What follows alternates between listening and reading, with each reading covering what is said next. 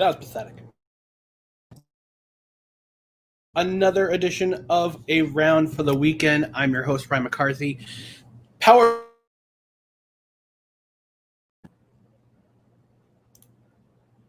Come on. What's going on here? Again, powered by Belly Up Sports. I'm your host, Ryan McCarthy, and this is episode 15. Was my birthday. So I'm celebrating today. And we're going to talk about some fun stuff this week. I got our local beer of the week, which I've got topic of the week, the 5 dumbest things in sports currently going on right now. We'll give a shout out to one of our partners, which is always every week Prop Me, the Prop. So before we get into that, I want to show you one thing that I did. Now, Christian, he went off to college today, and he is entering his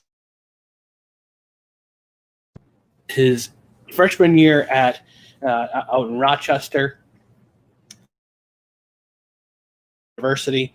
He's going to be majoring in mathematics, and I got a video for my sister entering a building. Now, that's to say farewell, goodbye, into the next stage of my life. He turned 18 a few months ago, and he graduated upstate New York. So I decided to be a complete smart aleck, dramatize the video,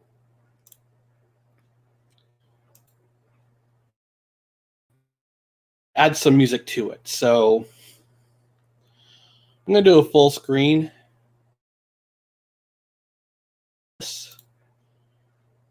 And share my create with you.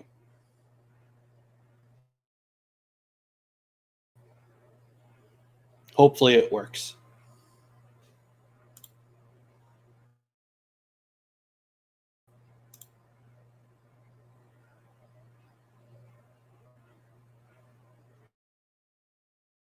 Oh, my computer. I'm having some difficulty here with VPN.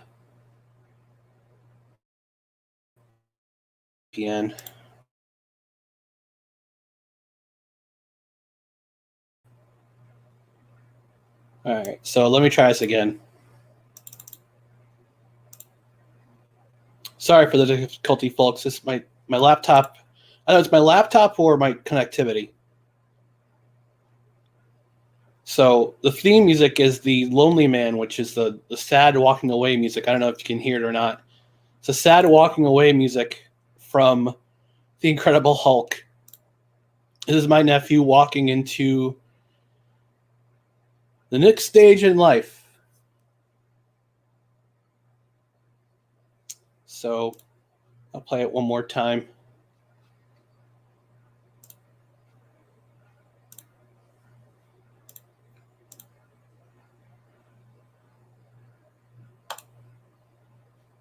So maybe I can hear it. Yep. So there he is. The sad walking away music. I actually shared it with him, and he found it actually pretty hilarious.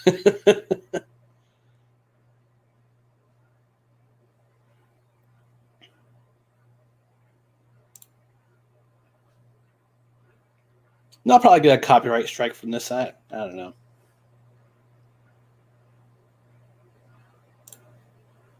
All right. So my nephew Christian, on to the next stage of your life, my friend. All right, then we're back online. Oh, there's my birthday boy button. And I don't know if you can recognize the jersey. You see the jersey I'm wearing. It's the Ireland third jersey, alternate jersey from, I think, the 2000, some of the mid or late 2000s. But I wound up getting this jersey from World Jersey Shop, and it was pretty awesome. It's a pretty awesome alternate jersey. So let's dive into our local beer of the week. It's from Bolton Landing. Brewing up in Bolton Landing, New York, which is around Lake George area. This is the Paradise Bay India Pale Ale. And of course, with me is my Mason Jar mug. Man, the myth, the legend, as always. We're going to dive deep into this. We're going to enjoy this best served cold, which is, of course, where you want to enjoy your beers, unless you're British and you enjoy them at room temperature. This is the IPA. It's made with El Dorado and Amarillo hops. And IPAs, it could be hit or miss. It could be either way too hoppy, or they could be so hoppy, or it could be so hoppy that it tastes like perfume, but they could be so mild and subtle that you might not taste any hops at all. So you want to get into this. I'm going to give it a little sniff. It's a little fragrant. All right, let's give it a little pour.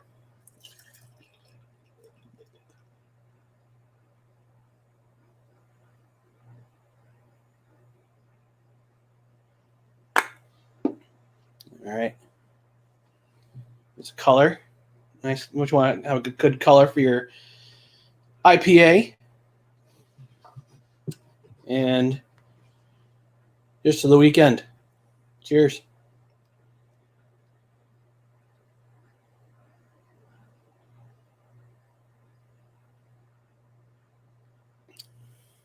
This is good. This is a good IPA. You definitely get the bite of the hops.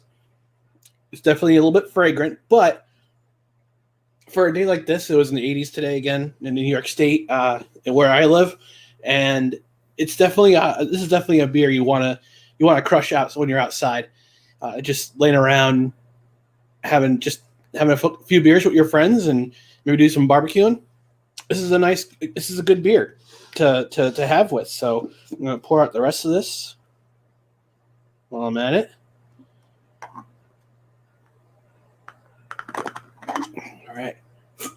All right.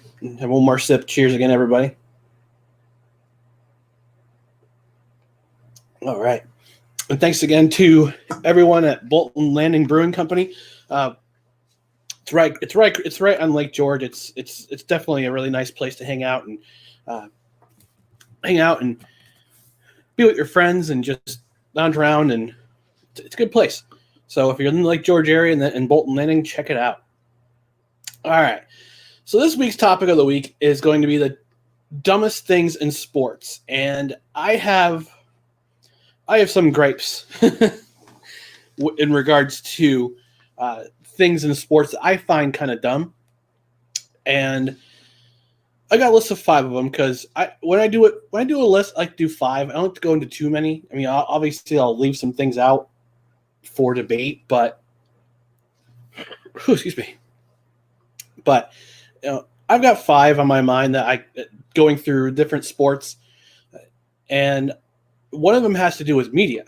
So let me go ahead and go into the first dumb thing in sports, according to me, which is media blackouts.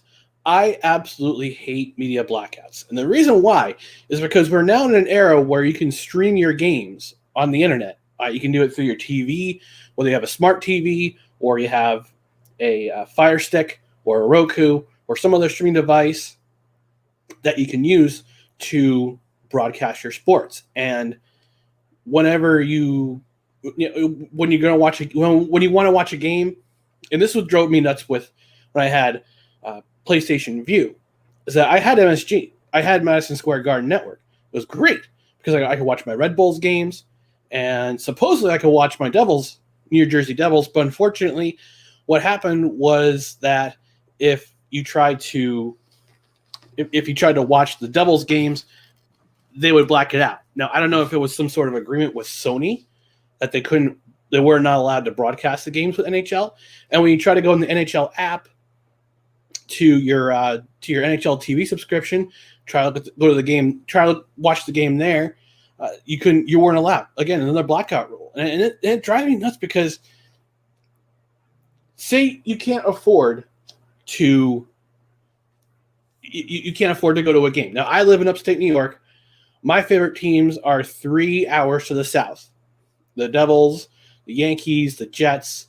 They're all 3 hours. The Red Bulls. I was once a Red Bulls season supporter, club supporter, in which I had season tickets. I had a season ticket. It was cheap. It was awesome for a season, but they're 3 hours away.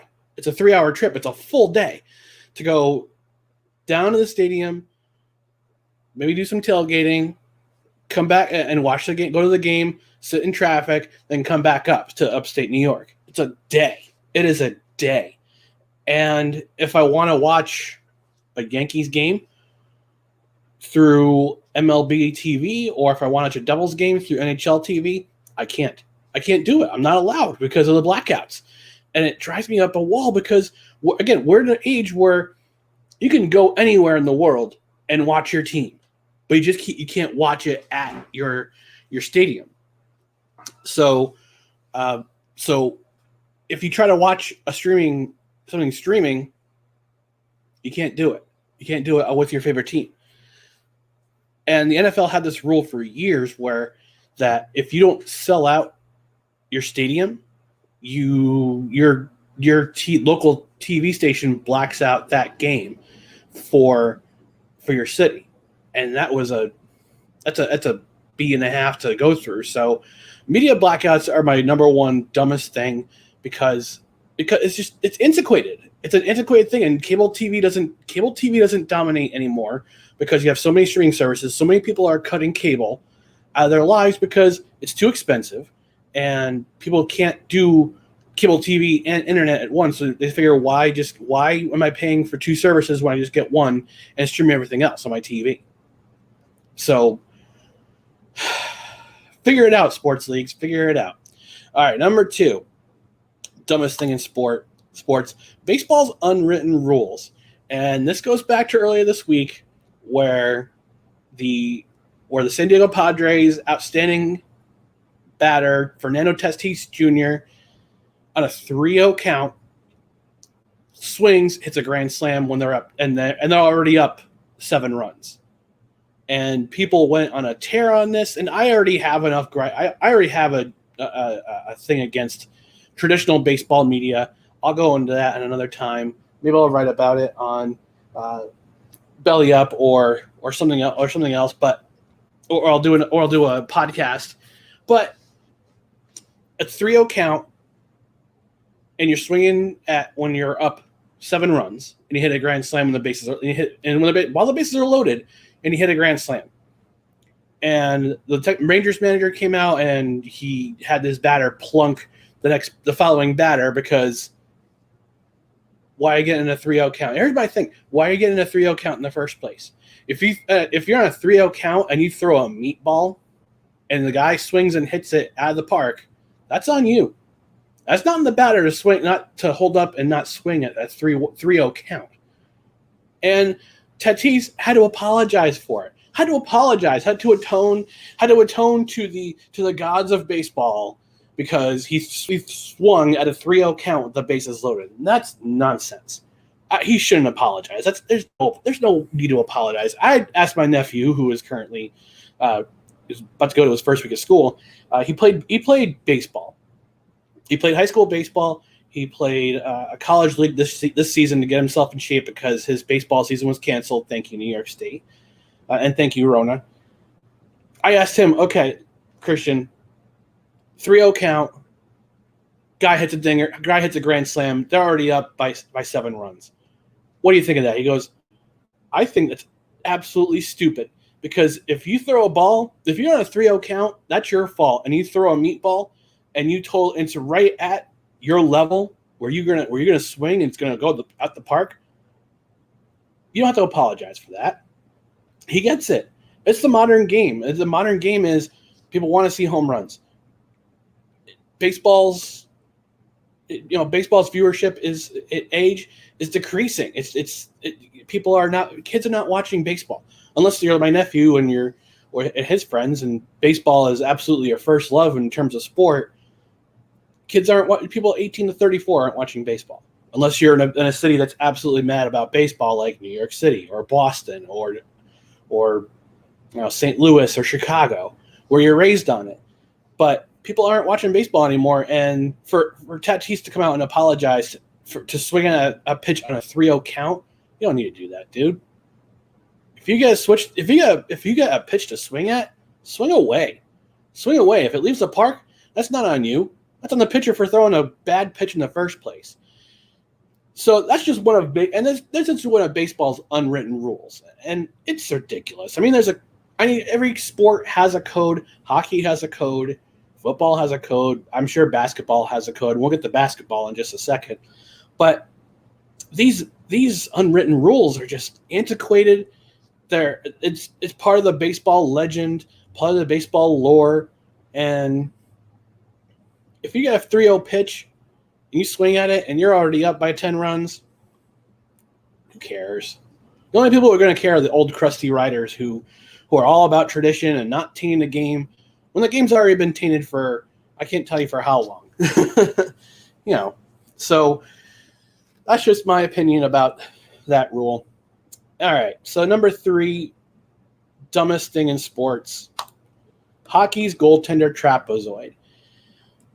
You may be new to hockey and you may be watching some hockey and you're going, what's that trapezoid all about? Okay, let's go back to the lockout of 2005 and the year afterward, where hockey was trying to make an appeal to the younger folk. Again, everything's about the younger folks. I get it. I was a younger folk once, but but they're trying to upgrade the scoring. They're trying to up the goals per game, because goals per game were not that high. They're probably 5 goals per game. Now it's about around 6 goals per game between both teams. And this year's Stanley Cup playoff has been pretty fun to watch. But this rule, I think was a backlash to Martin Brodeur, my favorite hockey player of all time.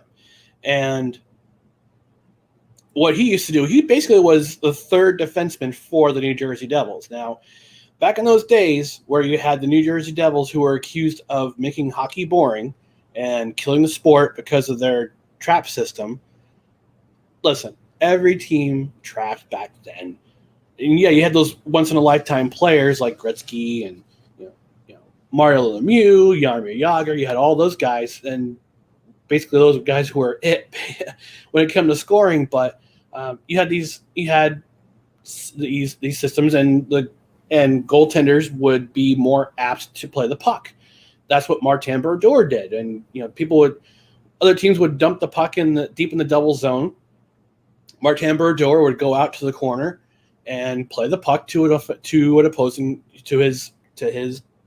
defenseman or his forward, and he'd play the puck over there. So what the NHL did was it said, okay, goaltenders, you have this space behind the goal, basically a trapezoid. You can't go to the corners anymore, but you can go to anywhere past the red line here, with the exception of these 2 areas. And we're going to get a little trapezoid for you to stay in, because we want you slowing down the game, making an impact in the game. And it's been years since it's happened, and scoring's up. You got more guys who are apt to move the puck more, including defensemen. And no, you don't have to have a trapezoid anymore. I mean, goaltenders, yeah, they'll still play the puck. They'll be good puck handlers on their own. I mean, primarily their job is to get in front of the net and stop a goal from coming through. But you don't need that space anymore. I mean, yeah, they're going to go in the corner and help out and try to move the puck try to move the puck to try to get his team to score. But you don't need that trapezoid anymore. That's just one more hindrance for a goaltender to help out his team. So, hockey goaltender trapezoid, that's one of the dumbest things in sports. Number 4, basketball's hand check ban. And this came into effect back in the late 90s after Michael Jordan had retired the first time, where basketball was trying to increase its scoring too. and they had this really weird rule go into effect about hand checking. But what is hand checking? I looked up the information. It's a foul called when a defensive player obstructs an opponent using his hands or arm. That's just defense. So it continues. It says this includes any contact which impedes the movement of the offensive player, such as placing a hand on the player and maintaining contact or extending an arm bar on the player to control their movement. Stricter rules regarding hand checks went into effect in 2004. Okay. So basically, if you're opposing, if you're this is a player who has a ball and you're trying to stop him from making a play, like making a pass or trying to go towards the hoop, you'll put a hand on him to try to make him stop. They'll call a foul immediately because that's called hand checking. So rather than letting the defender do his thing and defend, basketball, basically, the NBA essentially has become what is I've heard described as a glorified YMCA league. Now, if you ever played YMCA ball, I used to play back in the day. There was this one guy, he's an older dude, who drove me up a wall. He drove everybody else up a wall too, because every play he'd try to go towards the net and he'd call a foul. And because this is you play pickup, you call your own fouls. So he would try to help his team win, obviously, by calling foul on pretty much every play. He even when it was all ball, he would still call foul. It's like, oh, foul. What? So this is what you watch NBA now, and yes, guys are faster, guys are stronger, guys. You see forwards move move like guards, and it's ridiculous to see them because they're so athletic. So why do you still have to have the hand check when everybody's more athletic and can move to the basket quicker? They can handle the ball like a guard. A forward can move. I mean, look at LeBron James. LeBron James is 6'8", and he handles the ball like he's a guard. Magic Johnson was a prototypical guard for that. So was Oscar Robertson. Bigger guys can handle the ball. So you don't need a hand check ban anymore, because you're seeing these ridiculous score lines. Like you see a 70 to 69 game at the half. At halftime, it's like nobody's playing defense. And yeah, guys are better at shooting the ball because they have more space because there's no hand check. So the hand check ban, I don't know if I sound like I'm a crusty old man. I am not. But you don't see elite defense anymore. Back in those days, you watched the Chicago Bulls documentary. Their number one thing was defense. Defense creates offense. The Detroit Pistons did it. The LA Lakers did it. Celtics did it. And they had elite guys on their team like Magic Johnson and Isaiah Thomas and Larry Bird. Yeah, defense wins games. The defense wins championships. Offense wins games, yeah, but defense wins championships. So this hand check is antiquated. I think it's kind of like the media blackout rule. It's become a little antiquated. I think they need to modify the rules a little bit more to let defenders play defense and not have these ridiculous 135 to 130 games anymore. It's just it's weird. It's a lot of running, and obviously I'm not a runner. I used to play a lot of basketball back in the day until I broke an ankle. So it's just, but anyway, hand check ban is NBA. You might find it a little bit. All right, last one. Football's offense friendly rules, and this is where I come to in football.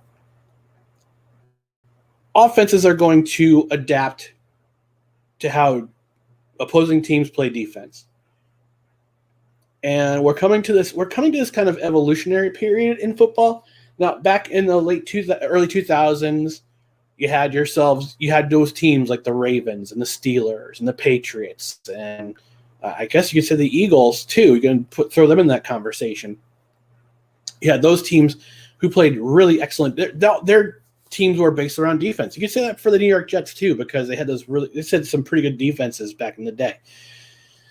Offense was based on run first, throw second. Didn't have too many playmakers. Didn't have a lot of on offense. Defense kept a rule of the game. The 70s were the same way. The 80s started to open up a little bit with the West Coast offense that Bill Walsh enacted. So you had those teams, but you also had teams that were really excellent on defense. Again, Baltimore, Pittsburgh, New England. Bill Belichick is always going to be the number one mastermind in terms of defense in the modern era. But now you come to a point where people say, "Oh, football's too boring. We're just going to stop watching it because defense dominates everything." And then so the NFL decided to relax some rules in regards to offense. Hits to the head and the quarterback. Okay, I get it because of concussion, concussion, CTE. It's a big thing. But now, if you tried to even for like the slightest tug by the defender on a receiver, it hinders the way the defense is trying to adjust to the game. Now, these offense-friendly rules have increased scoring, but you're also you're seeing a lot more dynamically offensive players. You got guys like Deshaun Watson who can both run and pass. You've got Patrick Mahomes who makes these ridiculously incredible throws. You have Tom Brady who has this ridiculous mind. This ridiculous mindset, and he watches tape over and over and over and over again, and he practices, and he gets guys to try to do certain things to fit his style that has made him the quarterback he is. He's been to 9 Super Bowls. He's won 6 of them. So you have to. This is period in the NFL now where everything's moved and geared towards the offense, and the defense can't catch up. So the offense-friendly rules have made this possible. With the hits to the quarterback on late hits. Now, it could be up to the referee's discretion as to what the late hit is, even if it's just a glint where a defensive player is trying to rush the quarterback, he's trying to get his hand on the ball, and he glares the head. Even if he just glances the head of the offensive player of the quarterback, that's considered a penalty. Now, if it's a late hit where the quarterback throws the pass, and it's 2 to 3 seconds after he throws the ball and it gets hit. Okay, I get it. Now it's just a brief glancing blow. It's a 15-yard penalty. It's like, whoa, wait a second. And of course, you have the receivers who are trying to catch a pass, and they get the slightest tug after 5 yards from the opposing defender. When the ball's not near him, that's a 10-yard penalty and an automatic first down. It's like, come on, let the defensive players play, let the offensive players try to figure out what the defense is doing, and vice versa. And you don't need. There's certain rules that can help do that, but it's just a weird. I don't know. I mean, there's got to be some sort of balance now between how a defense can adjust to the offense and an offense can adjust to the defense. There's got to be some sort of balance where it's not just offense, pro.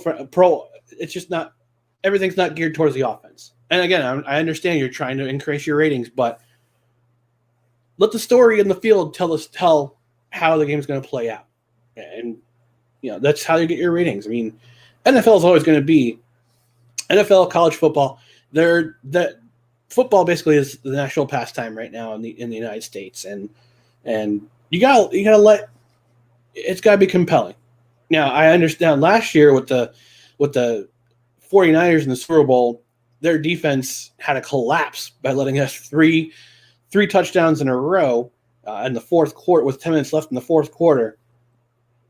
And that's a compelling story again because the Chiefs are just so good on offense. But the offense-friendly rules, you got to have a balance there. Again, you have to have a balance. Now the defense is going to eventually catch up and try to figure out ways to cheat the system, or figure out ways to shut other teams down, opposing offenses down. So we'll see what happens with that. All right, I've got a comment in the comment section before I go to our podcast partnership.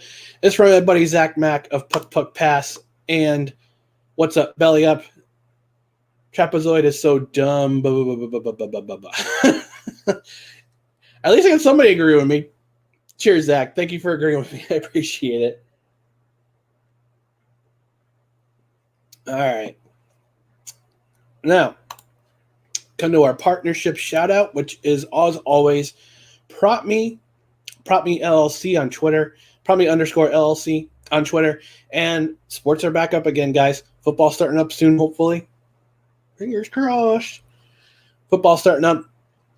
Basketball's going on. Baseball is in full-ish swing. Hockey playoffs is going on. Earn some money. It's a legal way to earn some money without going into the whole thing about how gaming works. Make some prop bets. Earn some money on prop bets. Talk about, if you want to make a bet on who's going to score first in tonight's games. Let me see who's playing tonight. Excuse me. Let me see who's playing tonight in the Stanley Cup playoffs. I think it's all Western. No, I'm sorry. Philly and Montreal are definitely playing. It's going to be. I think that's Game 6 is tonight. Yep. Flyers, Canadiens, Game 6 is tonight. Blues, Canucks is Game 6 tonight. And Vancouver leads that series. So let's make a prop. Say you want to make a prop bet on who scores first in the Montreal Flyers game. Say you're going to make a bet that Tomas Tatar is going to score the first goal. All right. So you go to your app, which is the Pro Game app, powered by PropMe. You'll sign in. You'll create a prop bet, and you'll put some money on it. Put like $5 on it, saying, I'm putting down $5 that Tomas Tatar will score first in tonight's game. And maybe somebody sees that, and they say, okay, I'll bet that Shane Couturier is going to score the first goal tonight. He puts $5 down, and whoever scores first that night, you collect all the money. It goes right into your account.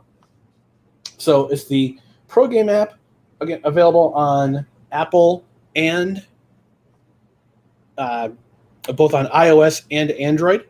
So for Google phones or Android phones, you can go find the Pro Game app, which is powered by PropMe, which is a proud partnership along with Belly Up Sports. All right, folks, I'm gonna end this show because my battery's about to run out. So let's connect on Facebook, facebook.com/BellyUpAFTW, Twitter and Instagram, BellyUpAFTW, and YouTube, AFTW Belly Up. If you're watching on either Periscope, YouTube, or Facebook, I really appreciate it. Thank you, and until next time, I will save you a seat at the pub. Cheers, everyone.